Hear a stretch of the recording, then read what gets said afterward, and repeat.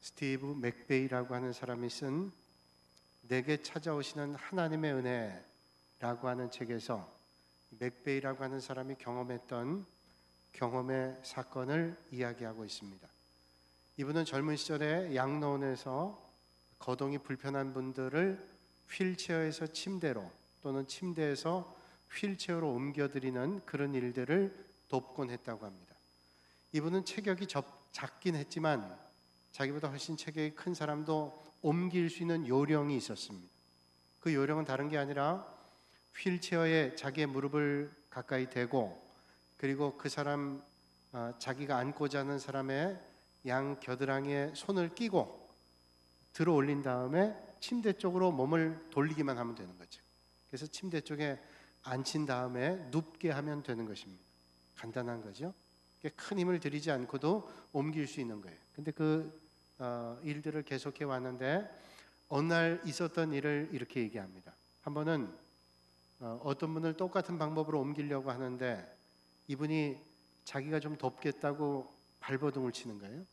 그리고 자기 몸을 맡기기만 하면 되는데 그 자기를 도와주기 위해서 힘을 주는데 그게 더 힘들더라는 거예요. 몸이 마치 널판지처럼 딱딱해서 옮기기가 힘들더라는 겁니다. 그래서 아둥바둥 되느라고 쓰러질 것 같아서 자기도 모르게 급하게 소리를 질렀습니다. 힘을 좀 빼세요. 힘을 빼세요. 힘을 빼셔야 옮기지 않습니까? 라고 자기도 모르게 이렇게 소리를 쳤다는 거죠. 근데 너무 힘을 주는 바람에 둘 다 바닥에 쓰러지게 됐어요. 그때 경험을 이야기하고 있습니다. 여러분, 몸을 움직일 수 없는 환자가 다른 사람의 도움을 받으려면 어떻게 해야 될까요?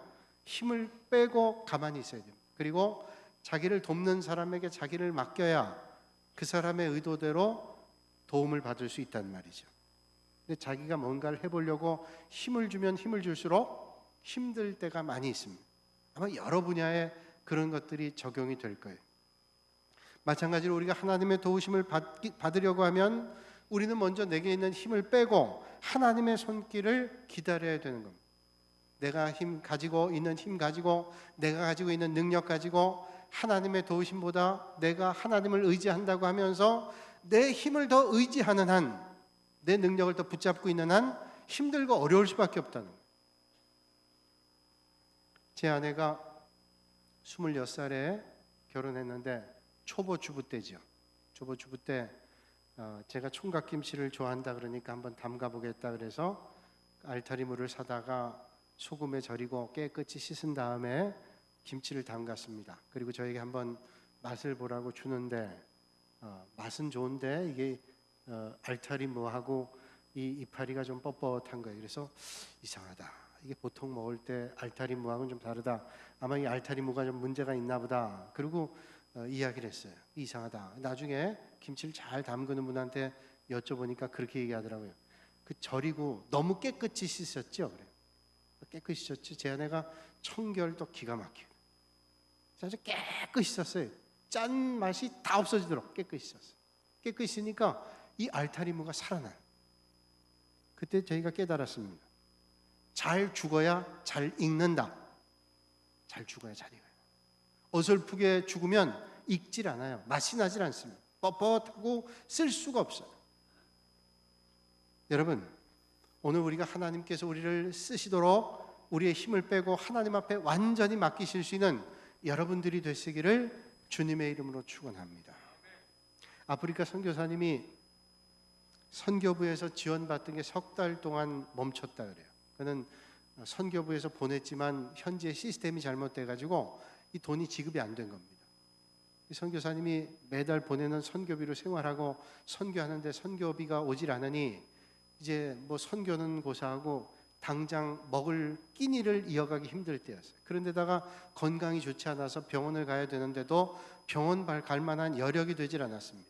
선교지에 알고 있는 사람도 없고 그런 도움을 받을 수도 없어서 힘겨운 나날을 보내고 있었어요. 석 달이 지난 다음에 선교부에서 지원이 왔습니다. 그때야 병원에 가고 음식을 먹을 수 있었어요.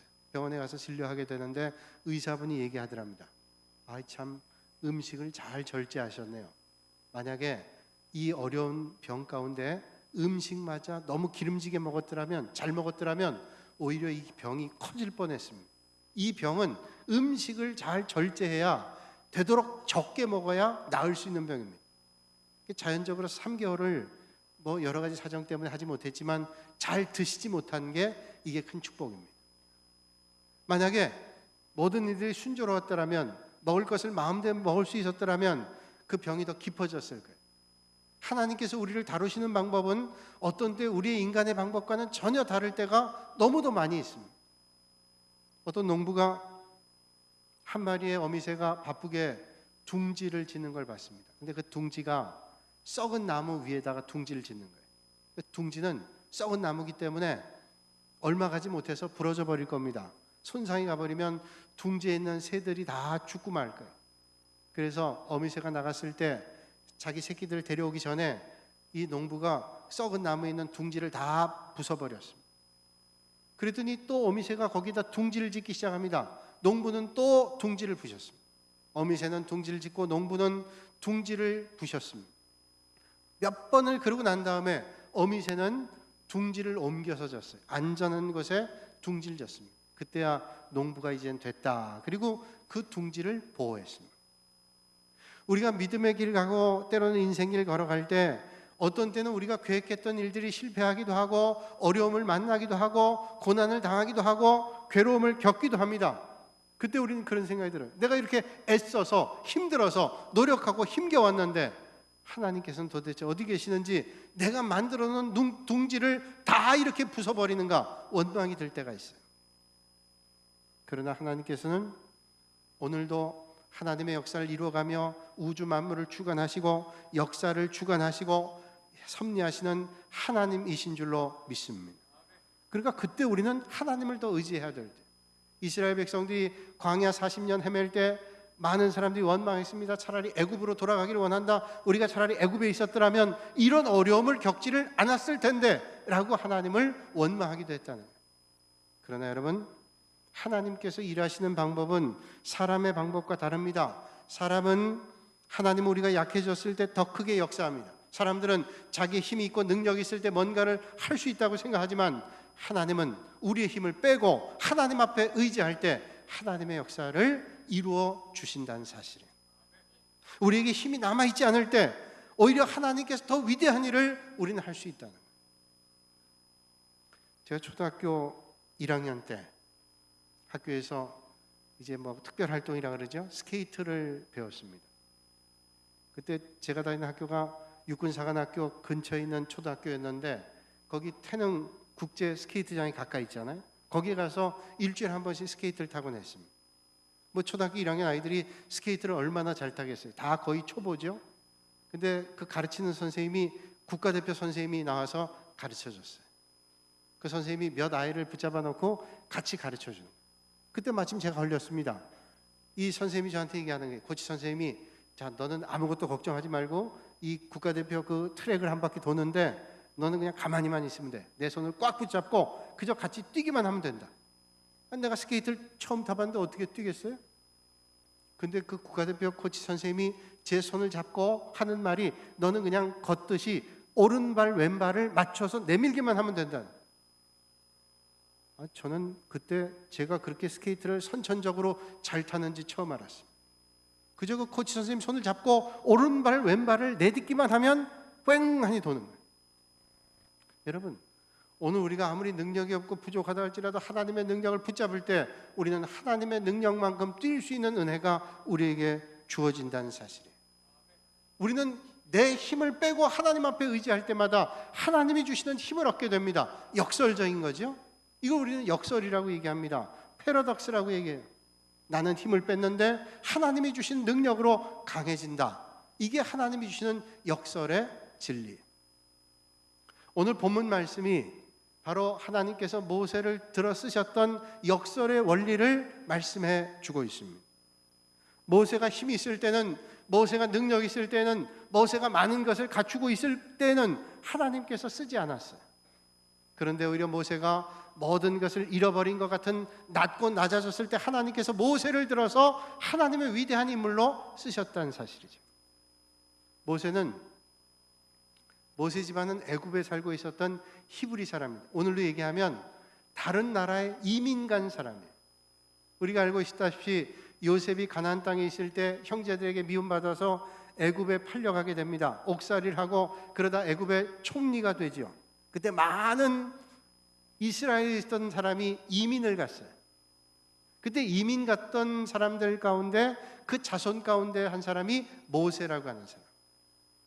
당시에 모세가 태어날 당시에 애굽의 바로 왕이 태어난 지 2살이 안 된 아이들, 남자아이들은 다 죽이라고 명령을 합니다. 모세의 어머니 아버지도 자기 자식을 죽일 수 없잖아요. 어떻게 할까 고민하다가 모세를 갈대 상자에 넣어서 나일강에 보냅니다.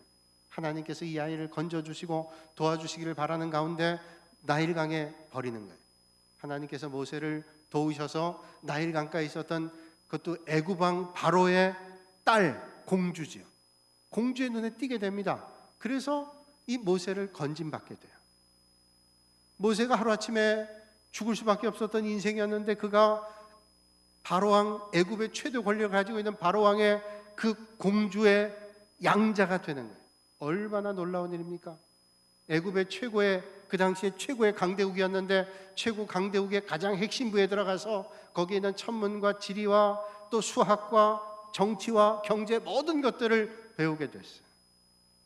이 사건에 대해서 사도행전 7장 22절에 말씀하기를 모세가 애굽 사람의 모든 지혜를 배워 그의 말과 하는 말들이 능하더라 말씀하고 있어요.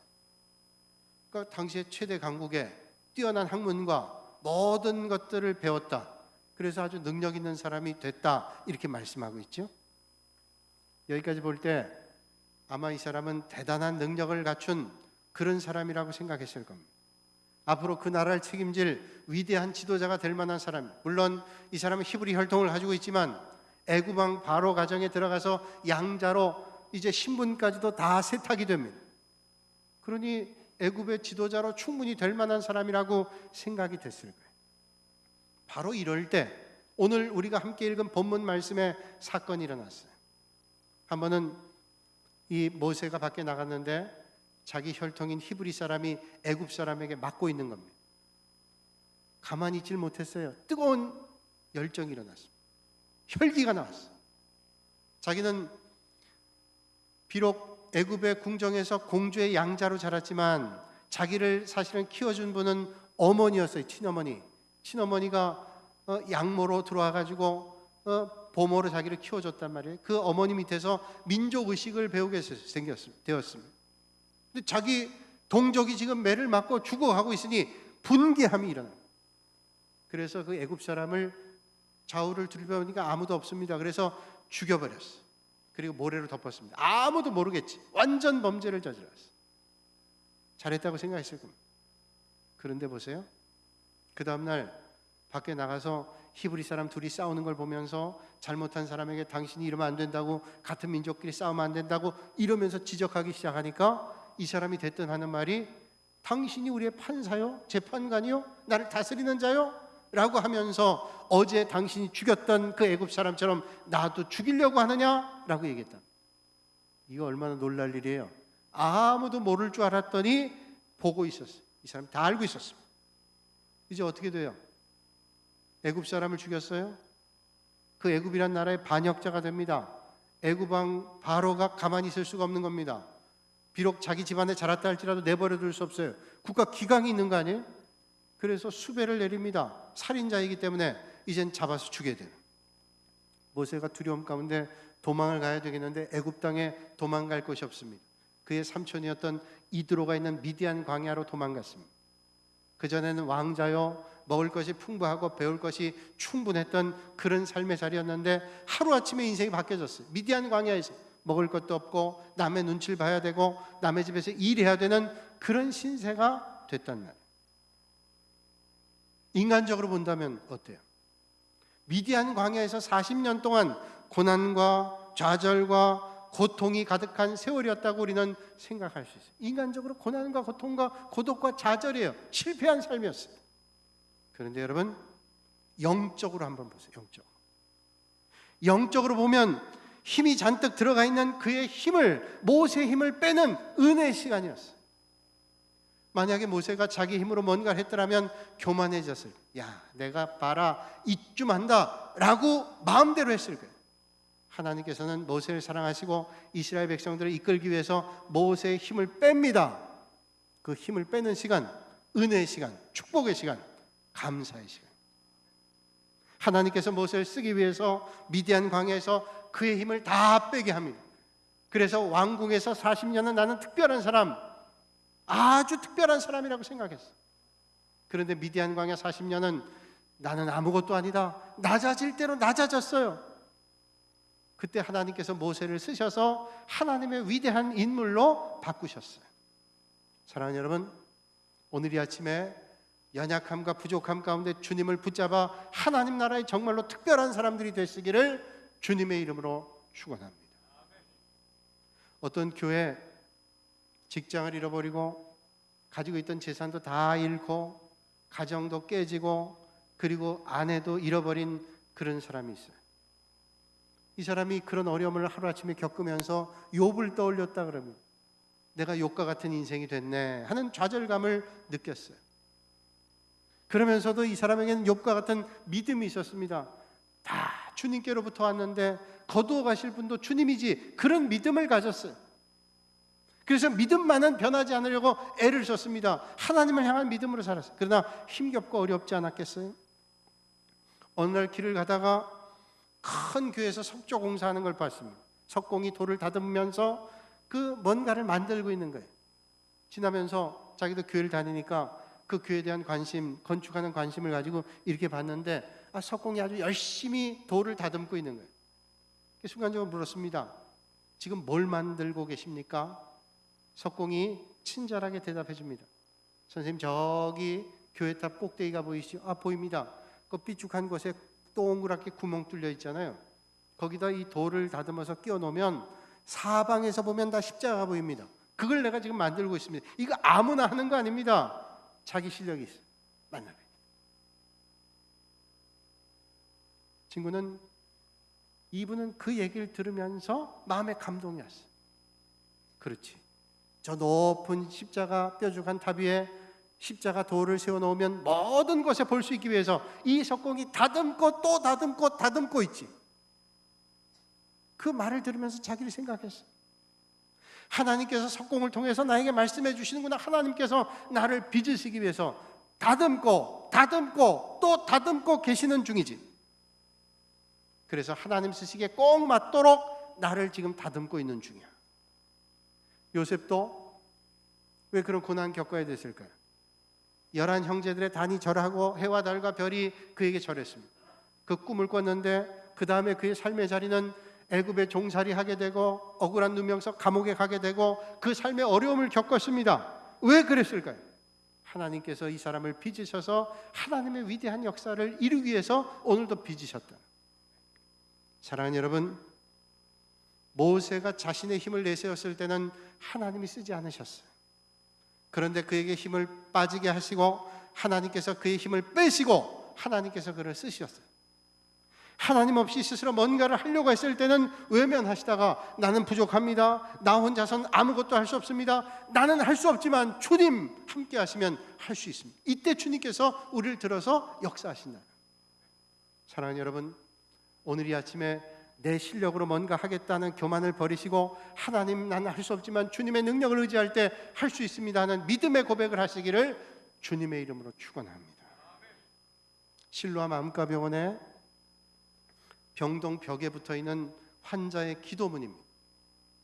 큰일을 이루기 위해서 힘을 주십사 하나님께 기도했더니 겸손을 배우라고 연약함을 주셨습니다. 많은 일을 하려고 건강을 구했더니 보다 가치 있는 일을 하라고 병을 주셨습니다. 행복해지고 싶어서 부유함을 구했더니 지혜로워지라고 가난을 주셨습니다. 세상 사람들의 칭찬을 받고자 성공을 구했더니 뽐내지 말라고 실패를 주셨습니다. 풍요로운 삶을 누리도록 모든 것을 달라고 기도했더니 모든 것을 누릴 수 있도록 있는 삶 그 자체를 선물로 주셨습니다. 구한 것 하나도 주어지지 않는 줄 알았는데 내 소원 모두를 하나님께서 들어주셨습니다. 하나님의 뜻을 따르지 못한 삶이었지만 마치 표현하지 못한 기도까지도 하나님께서 모두를 들어주셨습니다. 그러므로 나는 세상에서 가장 복을 많이 받은 사람입니다. 사랑하는 여러분, 하나님께서는 오늘도 나를 쓰시기 위해서 때로는 연단의 길로 인도하시기도 하고 역경의 길로 인도하시기도 하고 때로는 다듬는 길로 우리를 인도하시기도 합니다. 그러나 그 순간 믿음의 눈을 크게 열어서 하나님의 은혜를 붙잡고 하나님 앞에 쓰임 받으시는 여러분들이 되시기를 주님의 이름으로 축원합니다. 성경이 말씀하죠. 높아지려고 하는 사람은 낮아져야 된다. 살고자 하는 사람은 죽어야 된다. 나중된 사람이 먼저가 된다. 약할 그때가 오히려 강해지게 된다. 성경은 우리에게 역설적인 얘기를 해요. 던져라 그러면 찾는다고 주님은 말씀해요. 세상은 움켜져야 갖는다고 말하지만 던지라고 찾는다고 말씀하고 주님은 있습니다. 그러므로 여러분, 믿음의 사람은 어떤 자리에도 어떤 관점을 가지고 보느냐, 이게 중요한 거예요. 우리 믿음의 사람은 어떤 삶의 자리에 있어도 하나님의 역사를 기대하면서 좌절하지 않고 그 순간 역사하실 하나님을 기대하며 믿음의 길을 걸어야 돼요. 어떤 아버지가 아들과 함께 사막길을 걸었다 그래요. 길을 잃고 가지고 간 물은 떨어지고 음식도 다 떨어지고 이제는 견뎌봐야 며칠 견딜 수 없습니다. 좌절과 낙심이 사로잡습니다. 점점 고통이 옵니다. 아버지가 아들에게 격려합니다. 조금만 참자. 아마 어딘가 사람이 있을 거야. 지나가는 사람이든 어디든 오아시스를 만날 거야. 힘을 내자. 그런데 아무리 가도 길이 보이지 않습니다. 한참을 가다가 무덤을 발견했어요. 아들이 낙심하면서 아버지에게 원망합니다. 아버지, 이 사람들 보세요. 이 사람들도 길을 잃어 헤매다가 여기서 죽어서 무덤이 되고 말았잖아. 절망이 왔어. 그때 아버지가 말하죠. 얘야, 그게 아니야. 여기 무덤이 있다는 것은 사람이 산다고 하는 것이고 이제 조금만 가면 사람들이 살고 있는 마을을 만나게 될 거야. 틀림없습니다. 죽은 사람이 있는 그곳에 마을이 있어요. 여러분, 오늘도 하나님의 역사를 기대하면서 나의 힘을 빼고 하나님의 힘을 덧입는 여러분들이 되시기를 주님의 이름으로 축원합니다. 모세가 자기 힘 믿고 살았을 땐 살인자가 됐어요. 도망자가 됐어요. 수배자가 됐어요. 그런데 자기의 힘을 빼고 미디안 광야 훈련할 때 하나님께서 그를 높이 쓰셔서 하나님의 위대한 일꾼으로 삼으셨다. 그러므로 오늘 우리는 내 힘으로 하는 게 아닙니다. 매 순간 하나님을 의지하는. 제가 여러 해 전에 어떤 장로님 소개해 주가지고 그 골프 연습장의 사장님이 저를 알게 됐어요. 그분이 저한테 운동을 하셔야 된다. 골프 연습장에 오시라는. 제가 뭐 골프를 해봤어요? 별로 관심도 없어요. 몇 번을 오라 그래서 제가 인사로 가봤어요. 갔는데 제가 칠 줄 아나요? 스크린에다, 그땐 스크린도 아니고 그냥 그 앞에 야구장처럼 판이 있는데 걷다 놓고 치는 하나도 재미없더라. 몇 번 치는데 마침 그때 거기서 저희 교인 한 분 만났습니다. 그분이 저한테 얘기하는 거예요. 목사님, 오늘 처음 쳤다고. 그랬더니 그분이 얘기하기를 힘을 빼시고 치셔야 돼. 그분은 저보다 훨씬 마른 분인데 치는데 너무너무 힘이 좋아요. 그 힘을 빼고 치라는 거예요. 왜냐하면 제가 칠 때마다 힘을 치거든요. 5번 아이언 가지고 치는데 힘을 줘서 치니까 안 되는 거예요. 그분이 딱 해보였던지 힘 빼고 치세요. 힘 빼고. 여러분, 야구 선수도 마찬가지입니다. 타자가 공이 던져질 때 그걸 칠 때 어깨에 힘이 많이 들어가면 이 공이 파울 됩니다. 또는 스윙이 돼요. 퍼치게 됩니다. 축구 선수도 마찬가지. 마지막 골, 그 골 야리에 이제 골인을 넣어야 되는 순간에 힘이 들어가 보세요. 발에 헛발질함. 수영선도 마찬가지. 힘이 들어가면 속도를 못 냅니다. 운동만 그러겠어요? 제 친구 성악가 한 사람이 있는데 말하기를 높은 고음을 낼 때 사람들이 목에서 힘을 내는데 아니, 배에서 힘을 내고 그리고 오히려 목은 편하게 해야 이게 소리가 잘 나온다. 여러분, 힘을 빼고 하나님의 능력을 의지하여 하나님의 능력으로 사시는 여러분들이 되시기를 바랍니다. 어설픈 사람이 교만해요. 어설픈 사람이 교만한 거예요. 여러분, 제가 새벽에 그런 말씀 드렸어요. 운전하신 분들, 어떤 사람이 운전을 잘하냐면 많이 하신 분들이 운전 잘하죠. 근데 사람의 마음속에는 언제 교만이 오는가 하면 운전면허 따고 한 2년쯤 운전한 다음에 사람들의 마음속에는 자기가 운전을 제일 잘한다고 생각한다. 통계가 나왔어요. 그래서 교통사고가 제일 많이 나는 게 언제냐면 운전하고 2년이 됐을 때. 2년. 여기 2년 되신 분들 조심하셔야 돼요. 내가 제일 잘한다고 생각하지만 2년 넘어 10년, 20년, 30년 하면 내가 잘한다고 운전 잘 되는 게 아닙니다. 와서 받는 거 어떻게 하겠어요? 피할 줄도 알아야지. 근데 통계적으로 2년 된 사람이 제일 교만한 거예요. 그래서 교통사고가 제일 많이 된다. 초보자거나 미숙한 사람은 잔뜩 힘이 들어가 있습니다. 그때 옆에 코치가 뭐라고 얘기해요? 힘 빼세요. 힘을 빼야 돼요. 오늘 주님께서 우리에게 말씀해요. 하나님 앞에 쓰임받기를 원하면 힘을 빼고 하나님의 능력을 의지하라고 우리에게 말씀해줘요. 빌리 그레이엄 목사님이 그가 쓴 책 행복이라는 것에서 이런 얘기를 하고 있습니다. 주일학교 선생님이 아이들을 가르치고 있는데 그날 공과 주제가 하나님 나라 가는 길, 하늘나라 가는 길이라고 하는 주제였습니다. 선생님이 얘기했습니다. 내가 집을 팔고 이 모든 집 한 돈을 교회 헌금하면 난 천국 갈까요? 아이들이 대답합니다. 아닙니다. 아니 그렇게 많이 헌금했는데 천국 못 가요? 또 물었습니다.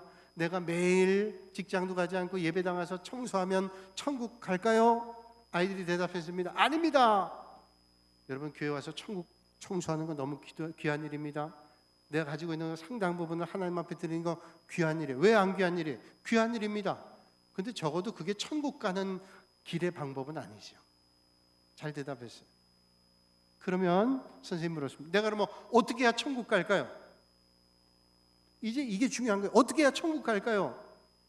예수 그리스도를 믿고 주님을 믿고 주로 고백하기만 하면 천국 갑니다. 이게 대답이었어요. 그 대답을 바라면서 선생님 물었습니다.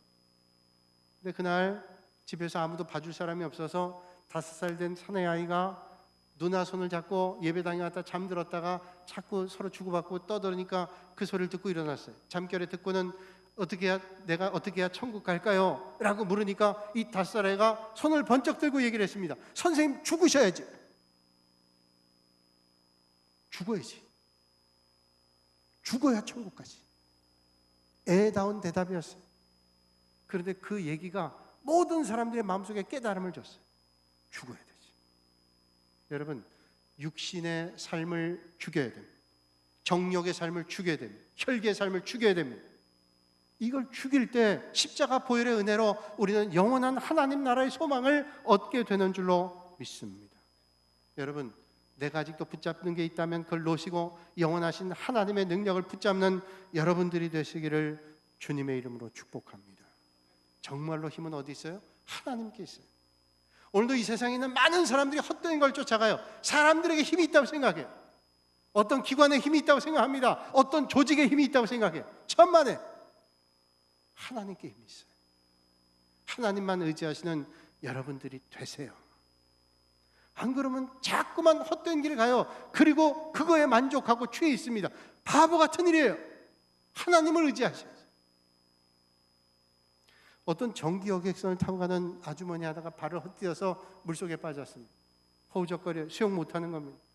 사람들이 발을 동동거리면서 어떡하나 그 한 사람도 들어가질 않아요. 선원들도 달려왔습니다. 그런데 쳐다만 보지 들어가질 않아요. 사람들이 들어가야 되지 않냐고 아무리 들어가지 않습니다. 이 아주머니가 물속에 들어갔다 나왔다 몇 번을 하는 거예요. 저러다 죽겠다고 생각했어요.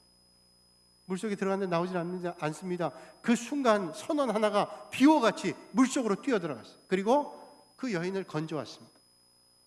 건져왔는데 사람들이 비난하기 시작합니다. 아니 당신들은 이렇게 구해줄 거면 진작 들어가서 이 사람 구해줘야지 왜 이제 들어가서 구해줘? 선원이 사람들을 향해서 이렇게 말하죠. 모르시는 말씀하지 마십시오.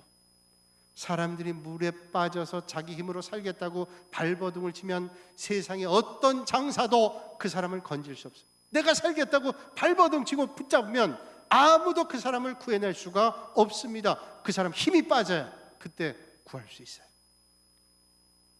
여러분 모세를 왜 하나님께서 힘을 빼셨을까요?